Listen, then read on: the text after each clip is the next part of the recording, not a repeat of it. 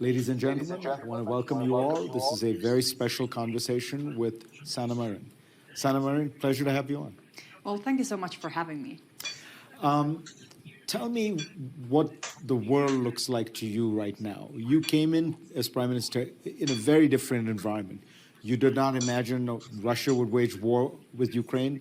You were not somebody who was in particularly in favor of Finland becoming a part of NATO. Yet this has become, in a way, the defining aspect of your prime ministership. Where are you in this journey? Well, I was in Davos 3 years ago. I think not maybe the same date, but about 3 years ago I was in Davos, and then everything was new. I was just appointed as prime minister, and we didn't know what is heading us. And then the pandemic came to the world, and we all saw the consequences and have to live with that. After that, the war in Europe, and now Europe is in the middle of energy crisis because of Putin's war in Ukraine. So a lot has changed during these 3 years, and we have faced so many challenges. Our societies, our citizens have had to face so many challenges, and we have had to cope with these. The world today is a very different place than it was 3 years ago. And right now, the war is not only concerning Ukraine, but actually the whole world.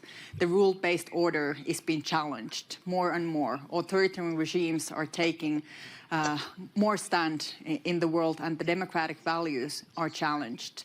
And this is the new reality, the geopolitical reality that we are in. And we have to face that, not be naive, not be blue-eyed, but we really have to face what the world is today. And making hard political choices also, making this in mind.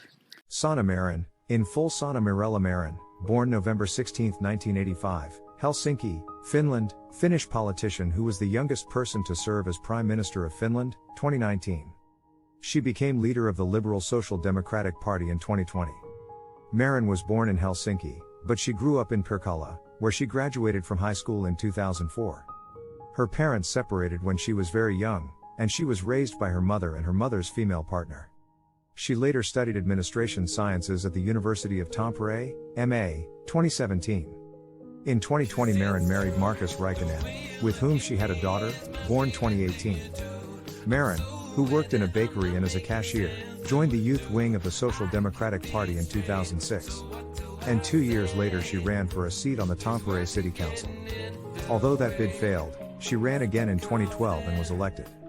She was made the council's chair the following year. Marin remained in that post after she ran successfully for parliament in 2015. 2 years later she was chosen as the first deputy leader of the Social Democrats. And she also was re-elected to the city council.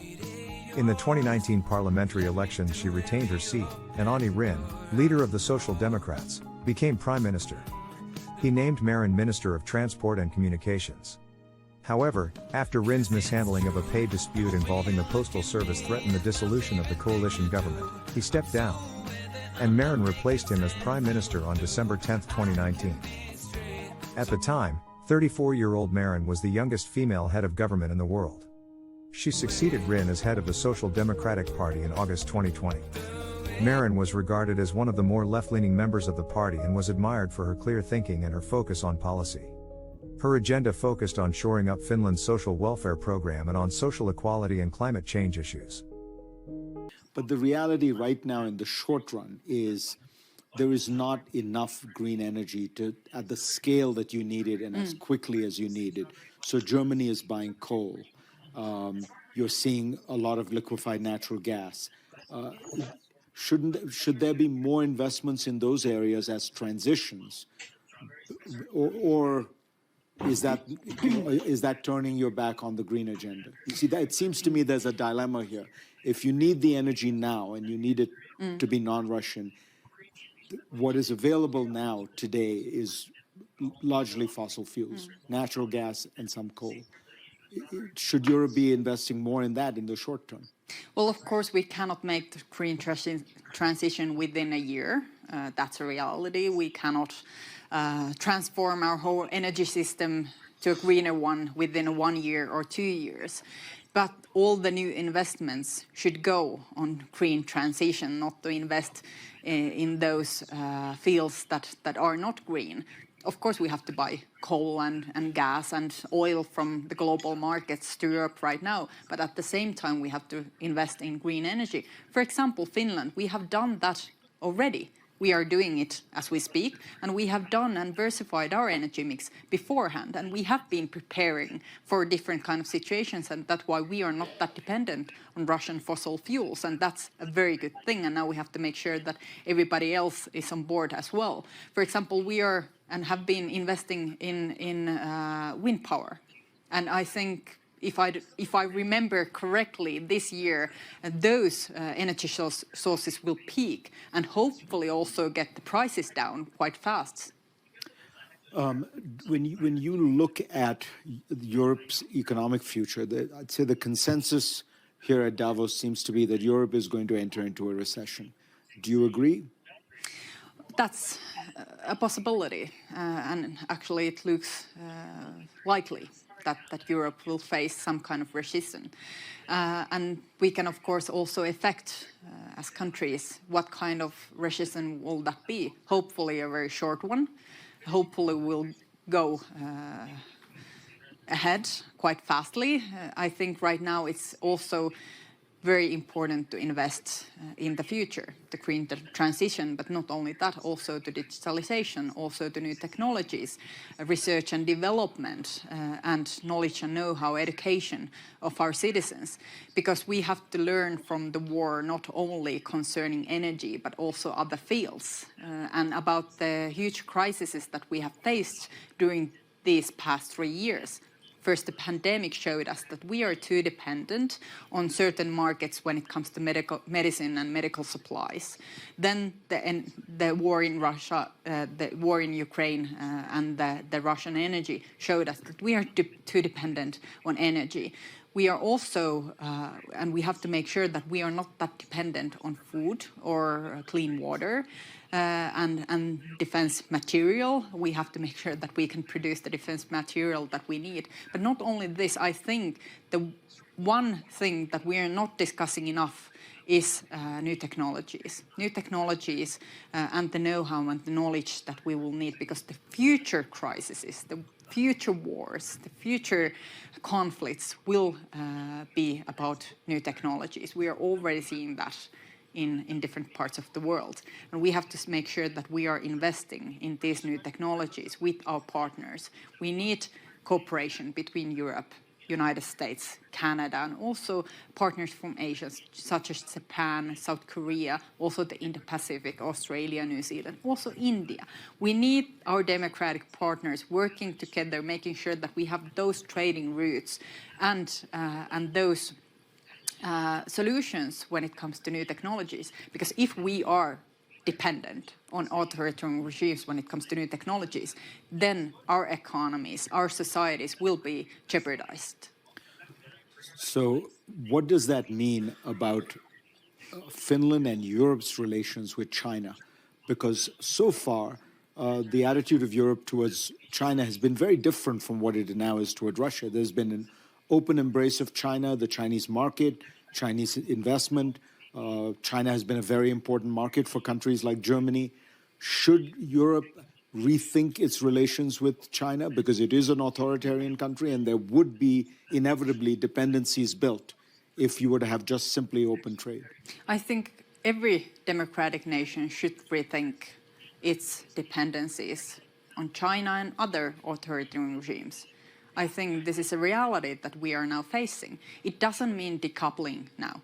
It doesn't mean that. It's impossible. We are all too connected economically. We are too connected to each other.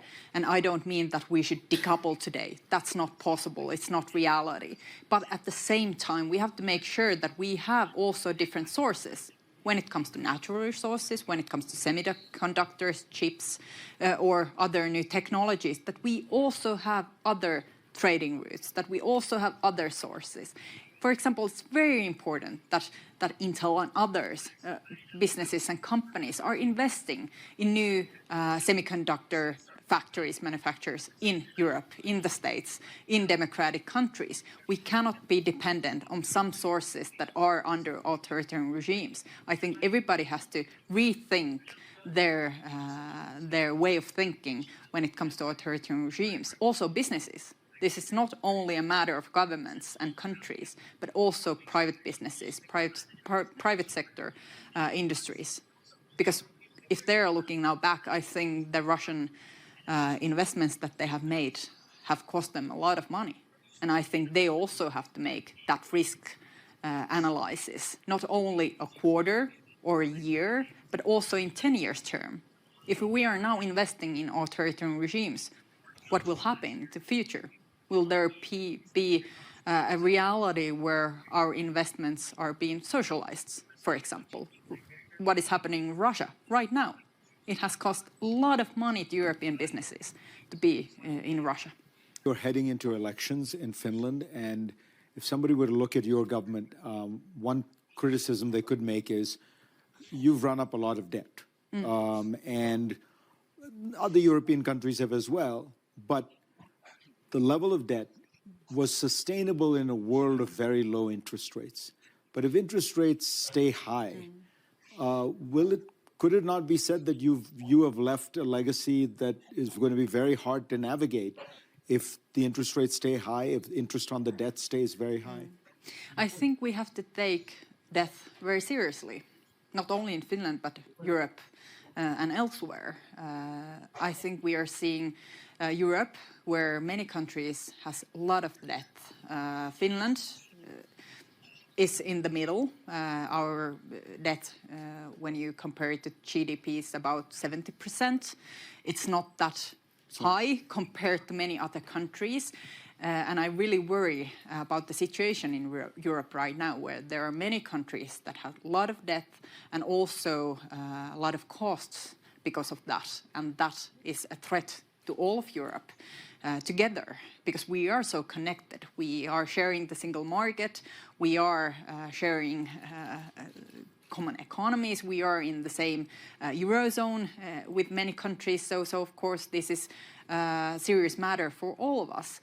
In Finland, we have taken a lot of debt like many other countries because of the pandemic. We have supported our citizens, our businesses, and making sure that the unemployment doesn't raise. And actually, when you look at the numbers right now, Finland is now in very good shape when you look at employment, for example. We are in 75% of employment, and that was our target when we started as a government to raise that to 75% when we have made that a reality.